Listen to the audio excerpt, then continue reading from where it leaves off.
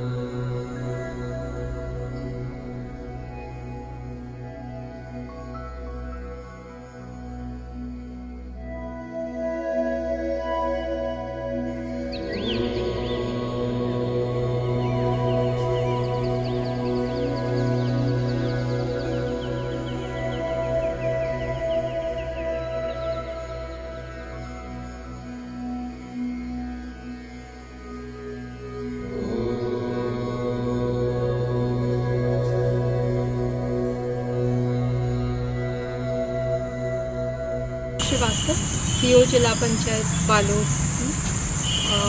मैं और मेरी फैमिली नियमित रूप से योग करते हैं और मैं सभी से ये आग्रह करना चाहती हूँ कि योग सिर्फ ना आपका शारीरिक और मानसिक विकास करता है, वरन आपके व्यक्तित्व के सर्वांगीण विकास के लिए भी बहुत आवश्यक है।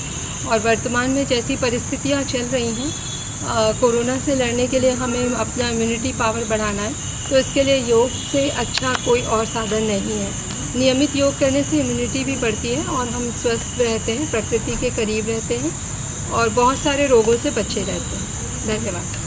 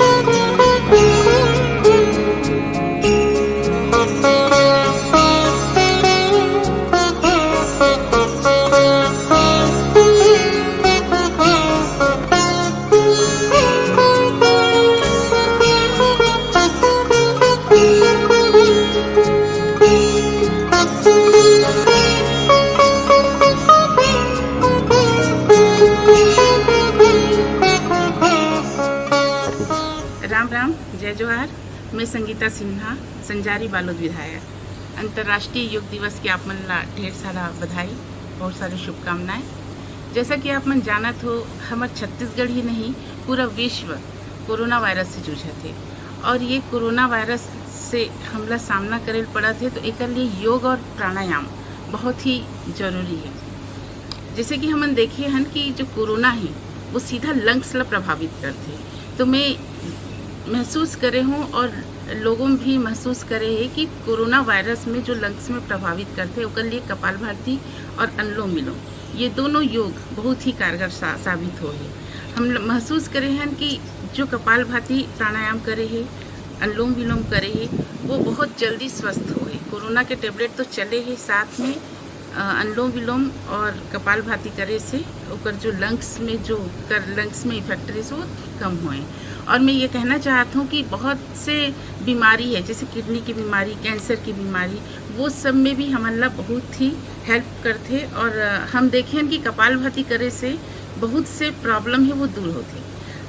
अक्सर अभी आप मन देखत हो कि जो महिला मन में प्रॉब्लम है यूट्रस में गांठ बन जाते और वो गांठ बनते, उस कारण लोग मन बड़े बड़े हॉस्पिटल में जाते, ऑपरेशन करवाते, ऑपरेशन करवाए के बाद भी स्वस्थ नहीं हो पाए। तो मैं ये माता बहिनी मन ला भी कहना चाहता हूँ कि कपालभाति करे से वो जो गांठ है धीरे धीरे डिजॉल्व हो जाता है। तो मैं आप मन से निवेदन करत हूँ, योग और प्राणायाम ला अपन जीवन में शामिल करो और अपन जीवन ला स्वस्थ बनाओ। एक के साथ बहुत बहुत धन्यवाद। जय हिंद, जय भारत।